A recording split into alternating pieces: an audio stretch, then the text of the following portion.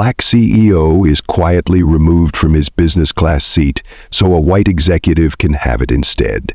No one apologizes, no one verifies his identity, but what they didn't know was that this man wasn't just another passenger. He was the one who wrote the federal policy they just violated, and in the next 12 minutes, he would ground the plane, fire the pilot, trigger a federal review, and then reveal he owns 6.3% of the entire company. Where are you listening to this from? Let me know in the comments. And if you believe in stories that fight back against injustice, don't forget to subscribe.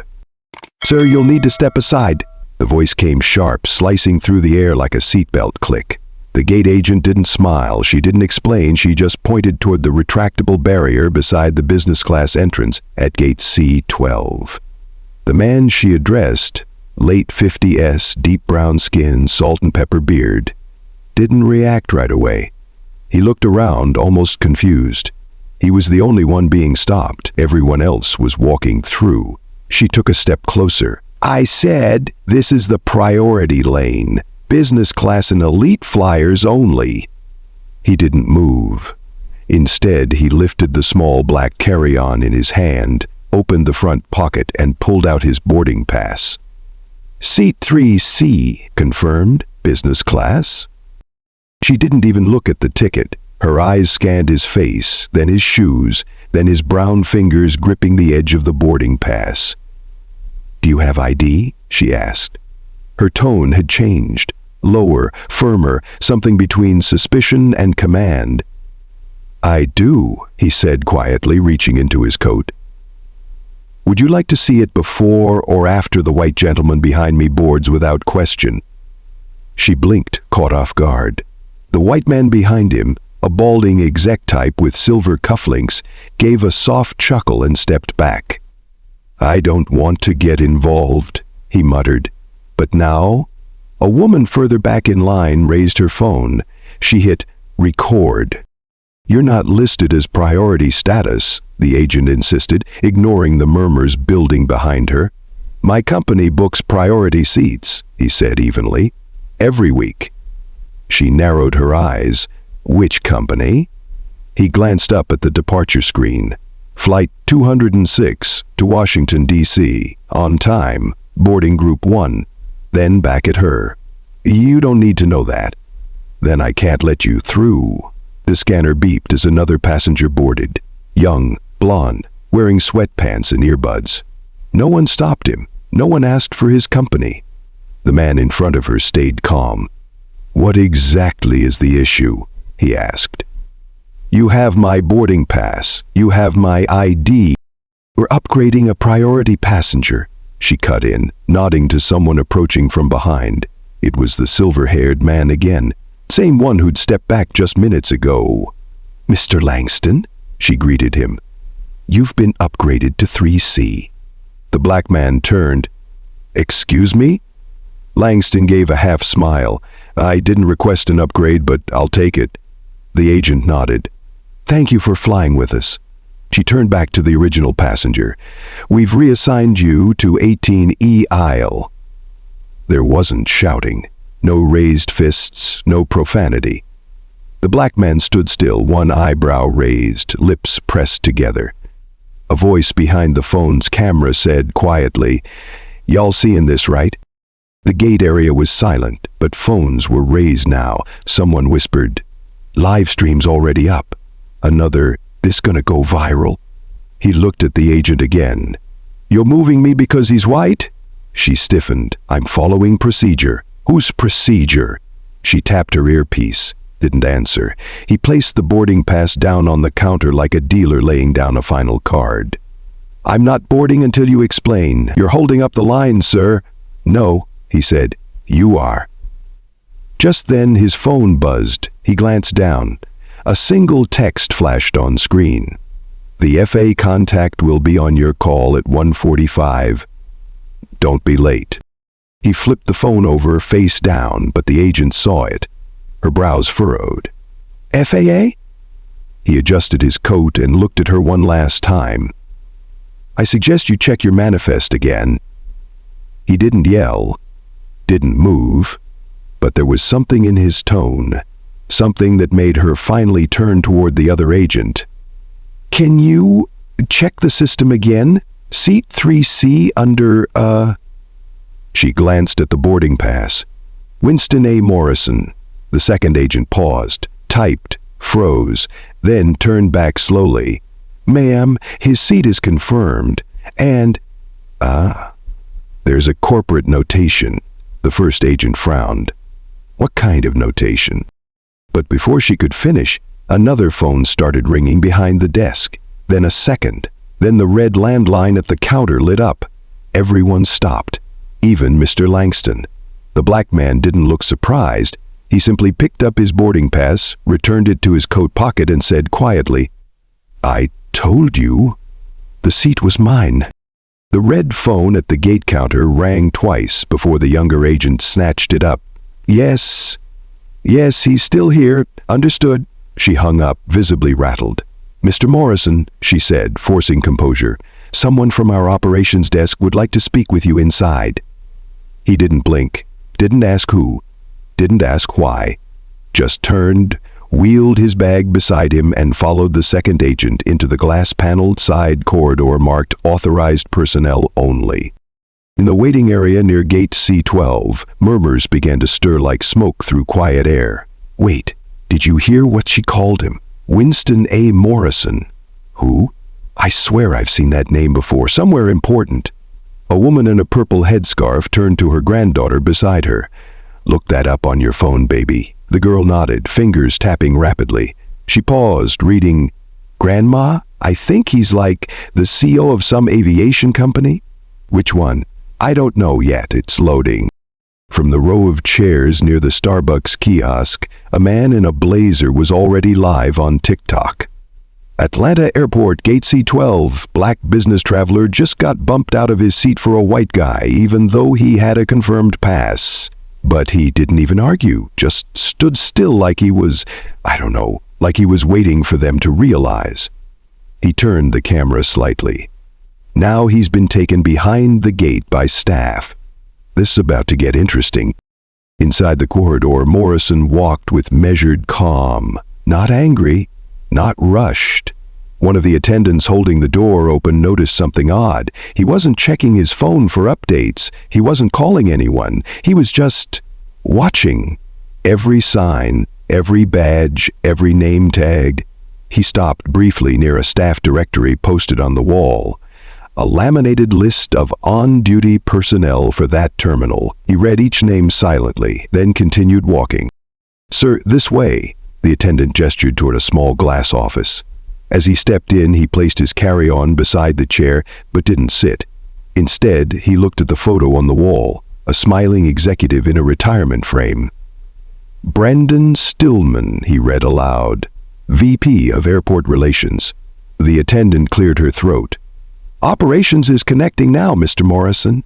Back at the gate, the girl with the phone finally gasped. "Grandma, I found it." She turned the screen. Winston A. Morrison, CEO of Monarch Aerosystems.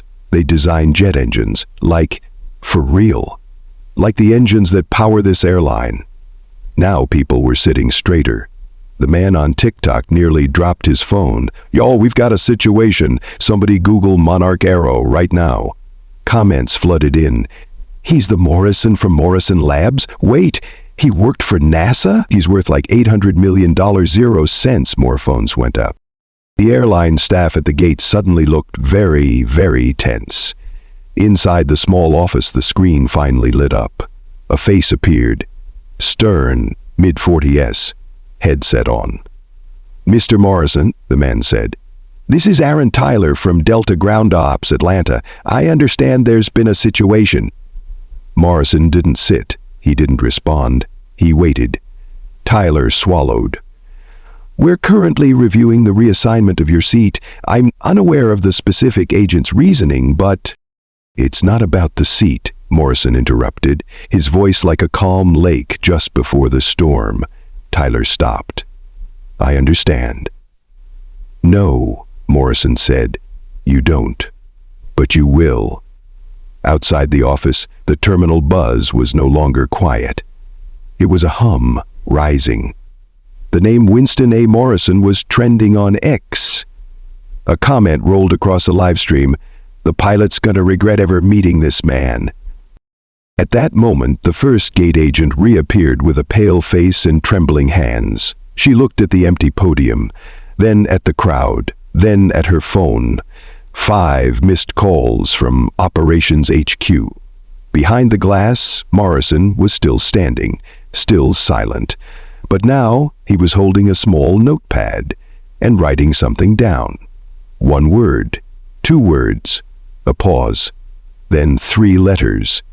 F-A-A. Winston A. Morrison tapped his pen once against the small leather notebook. The agent sitting across from him, now joined by a security officer, kept stealing glances at the phone on the desk. 3 missed calls, 2 new voicemails. Something wasn't right. Morrison finally looked up. "I'll only need 60 seconds, he said.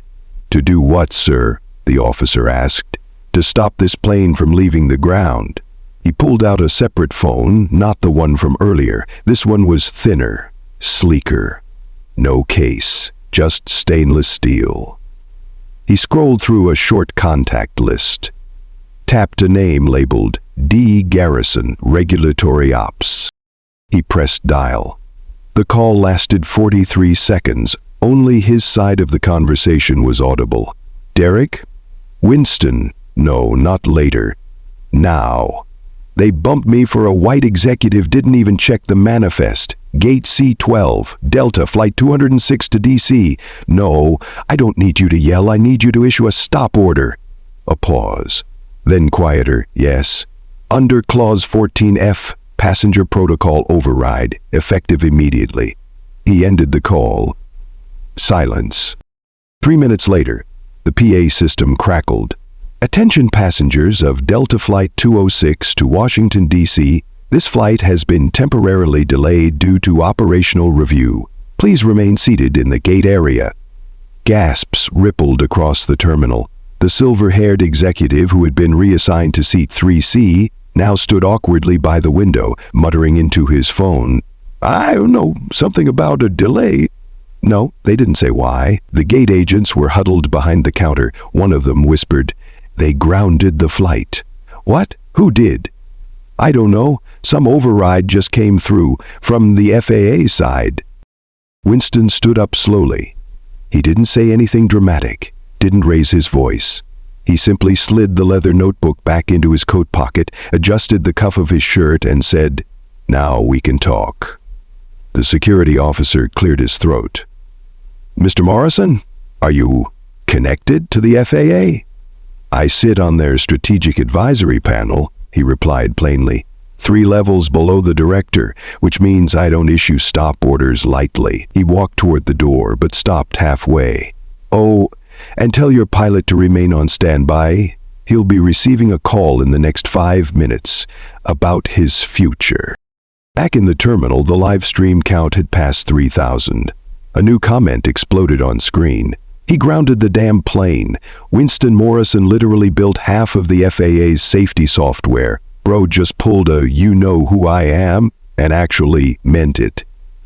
In-flight witness was narrating like she was reporting for CNN. "Okay, y'all, update. The man they bumped for a white exec has stopped the plane from leaving, and the flight staff is scrambling." She zoomed in on Morrison as he stepped out of the side door. Calm, collected, returning to the waiting area like nothing had happened. The woman from earlier, the one with the headscarf, watched him walk by. "Baby," she whispered to her granddaughter, "that's not just a CEO. That's someone who moves governments." Morrison sat down 3 rows from the gate, opened a folder from his bag, filled with printed manifests, annotations, and color-coded tabs, and began reviewing it like a man who had time. People watched from behind their phone. The gate agents whispered into their headsets. The captain of the flight hadn't shown his face yet, but everyone knew that was about to change. Winston Morrison checked his watch. 1:52 p.m. Right on cue, a loud ding echoed across the airport speaker system. "Will Captain Eric Devereaux please report to the gate counter at C-12 immediately?" Phones lifted. Live stream comments surged. Morrison didn't even look up. He just muttered under his breath, as if rehearsing a line. Pilot reads a flight plan. I write them. While they looked for his ID, he was reading their entire manifest. Captain Eric Devereaux arrived at the gate 15 seconds late, hair slicked back, epaulets crisp, tall, white, mid-50s.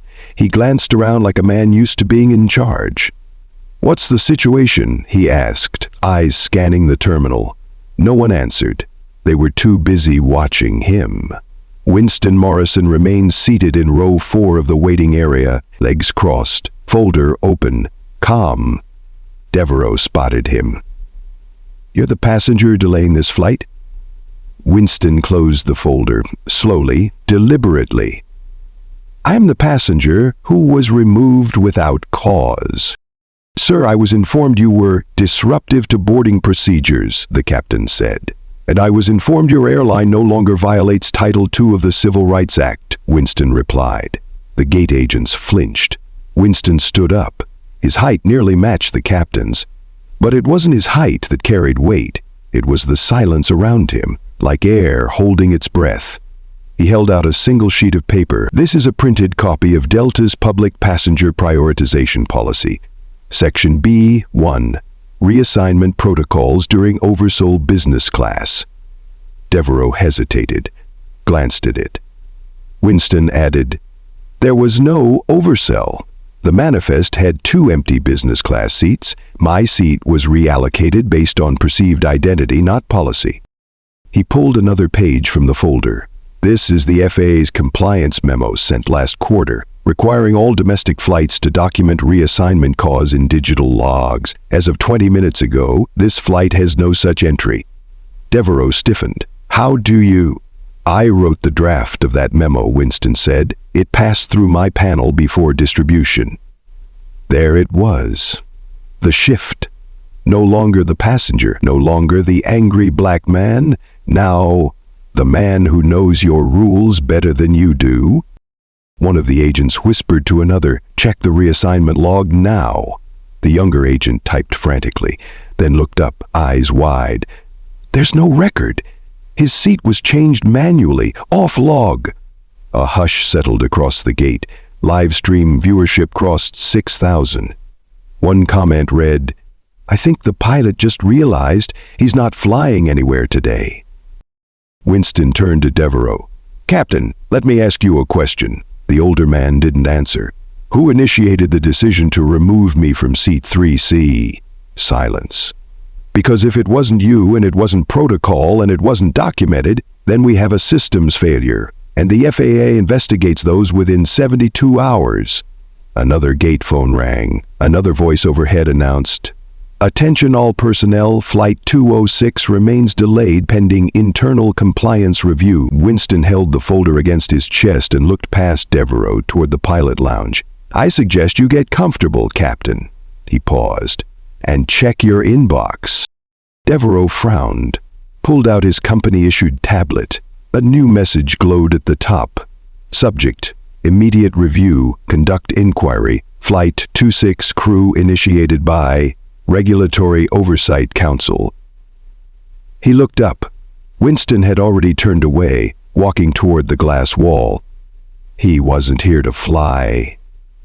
He was here to audit. Captain Eric Devereaux didn't say anything at first. He was still staring at the screen of his company-issued tablet. It had only taken 4 seconds for the name Winston A. Morrison to appear, but those 4 seconds changed the atmosphere around Gate C-12 completely, because now the captain knew exactly who he was standing across from. Not just a passenger, not just a businessman, but the man who had helped write the regulations the airline was about to be investigated for violating. He stepped back without realizing it. And that was all the passengers needed to see. Over by the gate podium, the same female agent who'd reassigned Morrison's seat had her headset pressed tight to her ear. She whispered sharply into the mic. I didn't know who he was. No, I thought they was just another. No, not like that. I mean, okay. I'll stay on the line. Next to her, the younger agent looked frozen. His eyes kept darting between the screen and Morrison's calm expression across the terminal. They had made a mistake, a very public one.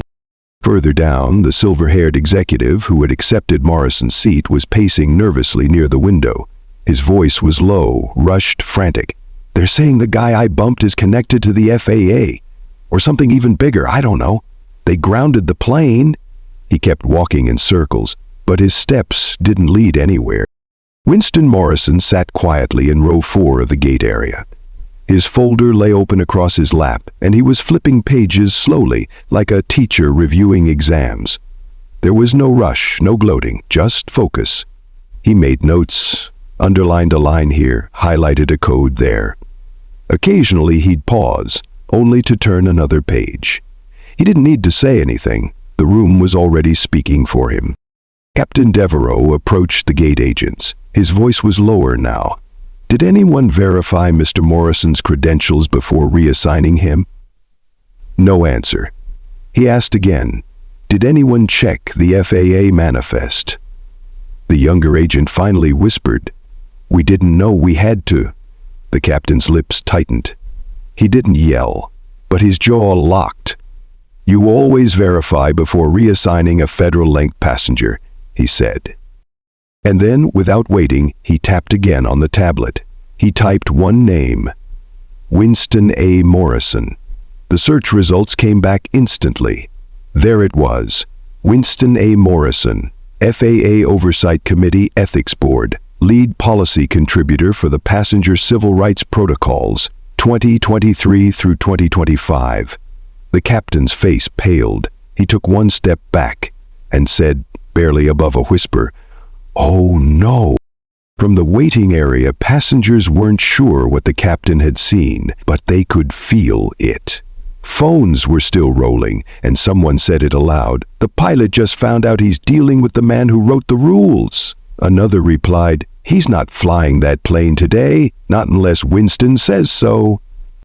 Inside the gate office, the supervisor picked up the desk phone. She didn't speak for the first few seconds, just listened. Then she said clearly, "Yes, he's still here. No, he hasn't left the terminal." "Understood."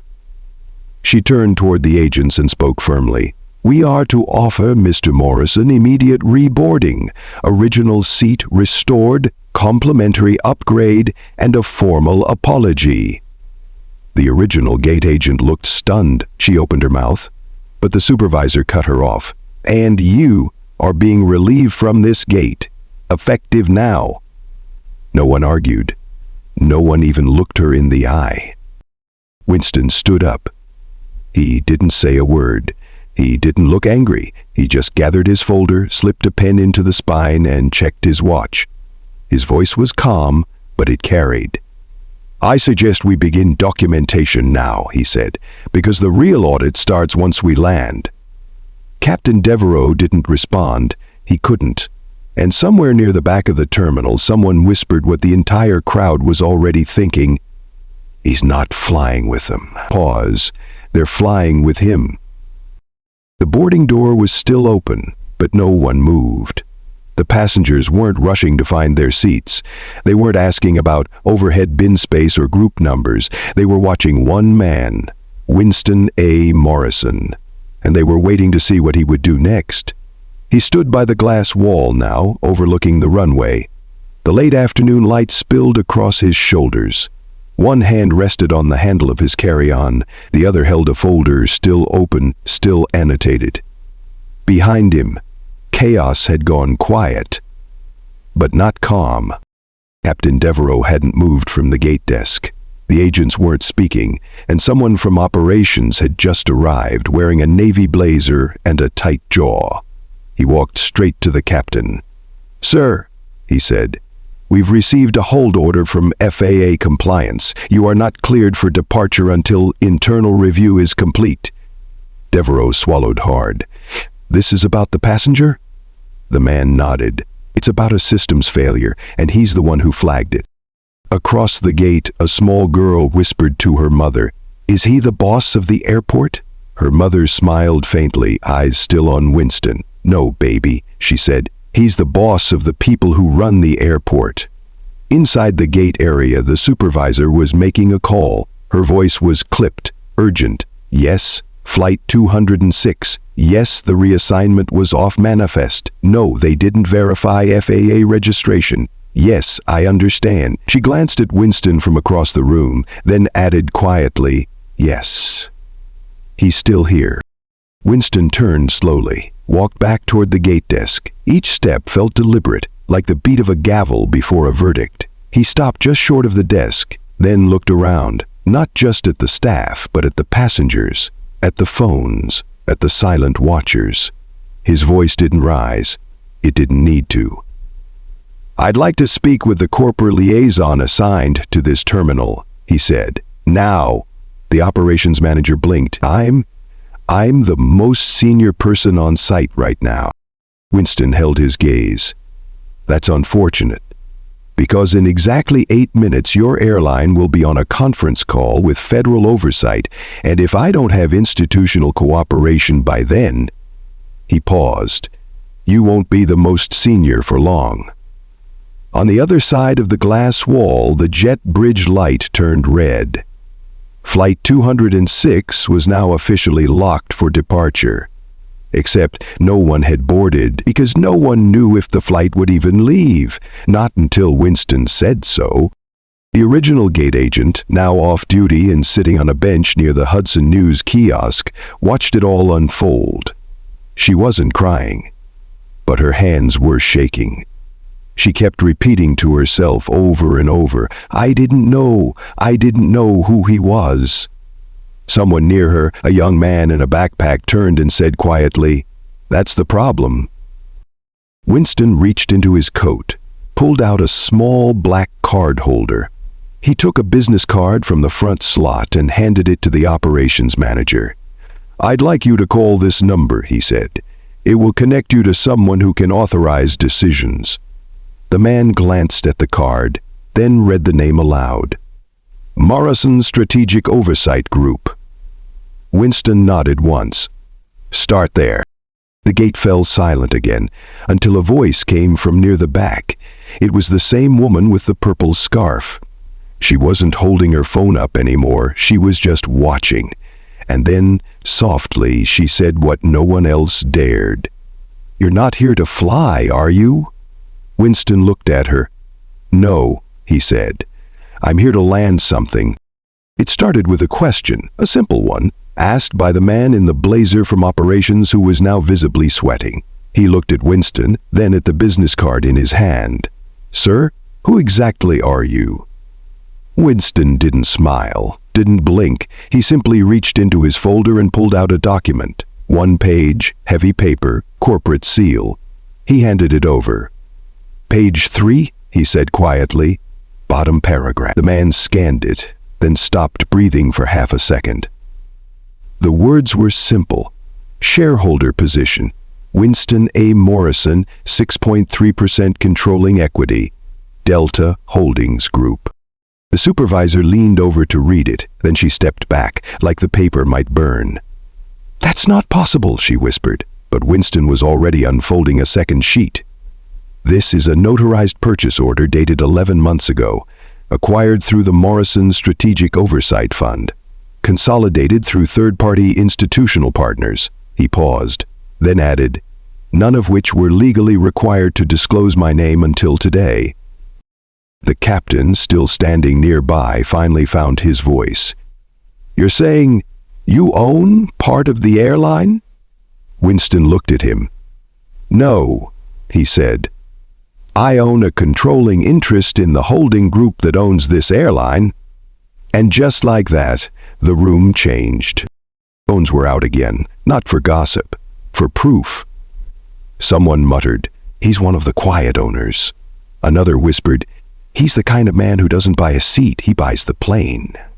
Back at the gate desk, the internal phone rang. The operations manager picked it up, his face drained of color. He looked at Winston with a new kind of fear, not personal but institutional, then nodded slowly and handed him the receiver. "They're asking for you." Winston took the call. "Winston Morrison speaking." He listened for a moment. "Yes," he said. I have control of the situation. Pause. No, not through force. Through clarity. Another pause. Then, prepare to initiate Article 14C of the Internal Review Protocol. Notify board liaison. He handed the phone back and looked around the terminal, now full of silent, recording passengers. He spoke clearly, calmly. So that there's no confusion, he said, I'm not here to cause a scene. I'm here to correct one. He turned to the supervisor. I will now be reboarding in Seat 3C, which I purchased under my name through a corporate account that spends over $9 million annually on this airline. Pause. I will not accept an apology. I will not accept a drink voucher. I will only accept structural correction, which begins now. The supervisor nodded, lips trembling. Yes, sir. And one more thing, Winston added. He turned toward the captain. Captain Devereaux, by internal governance policy, all pilots flagged in a shareholder-tinkered compliance delay must be temporarily relieved pending review. The captain blinked. What? You're not flying this plane. Winston turned back to the supervisor. I'll need a replacement pilot within the hour. There was no debate, no shouting, just a quiet acknowledgement of gravity. As Winston stepped toward the boarding door, someone from the crowd whispered, He didn't just board the plane. Another voice answered, He just rewrote the policy. The gate area no longer felt like an airport. It felt like a boardroom, a high-stakes boardroom with glass walls, silent observers, and one man standing at the center holding no microphone but commanding the floor. Winston Morrison stepped back from the counter and looked at the operations supervisor. Here's what will happen in the next 45 minutes, he said. His tone didn't waver. First, Captain Devereaux will be removed from this flight effective immediately. The captain stiffened. I haven't done anything illegal, he said. No, Winston replied, but you failed to verify a reassignment that violated federal passenger protocols. That constitutes breach of oversight, and under shareholder authority, that is grounds for temporary relief. The supervisor didn't argue. She picked up the phone. Yes, Flight 206, requesting alternate crew. Second, Winston continued, I want a full incident report prepared by both gate staff and operations within 2 hours. He paused, then added, Any attempt to soften or obscure the details will be considered a breach of transparency policy. The gate agent, the one who had reassigned his seat, was now sitting behind the counter, not touching the keyboard, not saying a word. Winston glanced at her. Your decision will be reviewed internally. The terminal was quiet, but the tension wasn't. It hung in the air, thick, tangible. Passengers were no longer checking watches.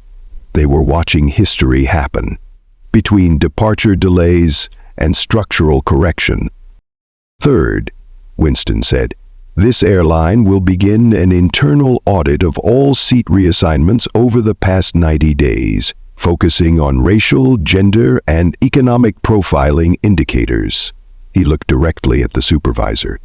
You will deliver a summary of that audit to the Oversight Ethics Committee within 5 business days.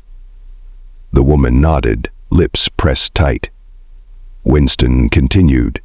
Fourth, this airport will designate a compliance officer on duty at all gates within 3 weeks, not for operations, for civil rights assurance. And fifth, he stopped, looked around the terminal again, at the cameras still rolling, at the silence, at the woman in the headscarf, at the cleaning crew watching from behind the trash bin, at the mother holding her daughter's hand. Then he said it, clearly.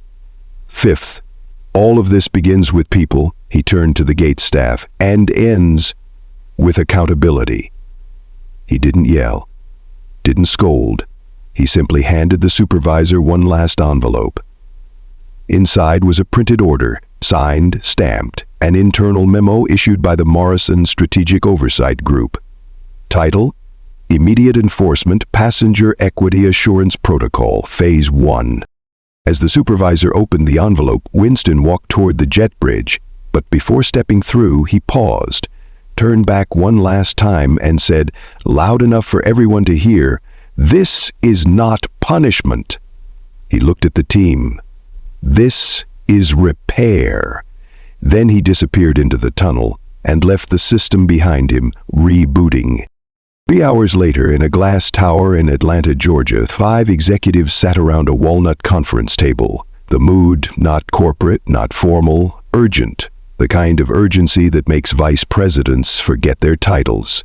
At the head of the table sat Annalise Parker, Senior VP of Ethics and Risk. She had 2 folders in front of her. One marked Flight 216, Incident Summary. The other stamped, Morrison Oversight, Activation Order Received. She didn't touch the coffee in front of her. Didn't need caffeine. She needed clarity. "Let's start," she said. "What do we know?" The man beside her, internal counsel, cleared his throat. Gate agent reassigned a business class seat from a registered oversight shareholder. Violation of multiple FAA equity mandates. No verification, no documentation. Annalise nodded. "And the captain?" "Failed to flag the removal, then failed to reverse the reassignment when informed." She didn't blink. "And Mr. Morrison?" Silence. Then someone said, "He activated Article 14C." Across the table, the chief operating officer finally spoke. "Do we know why he was flying commercial?" Another silence. Then Annalise replied, "Because he wanted to be seen." The room shifted. They all knew what that meant. Winston Morrison didn't make noise. He made systems move. If he was on that flight, it wasn't an accident. Annalise opened the second folder. Inside was a signed protocol, Morrison's signature at the bottom. Above it, 3 paragraphs outlining immediate changes. Reassignment auditing, civil rights desk at every terminal, equity assurance officers in every major airport before end of quarter. She read it once more, then looked up. "This isn't a request," she said. "It's a board-level mandate." The legal counsel looked uneasy. "Should we delay implementation? Buy time?" Annalise raised an eyebrow. "You want to delay a civil rights reform triggered by our own shareholder?" He didn't answer.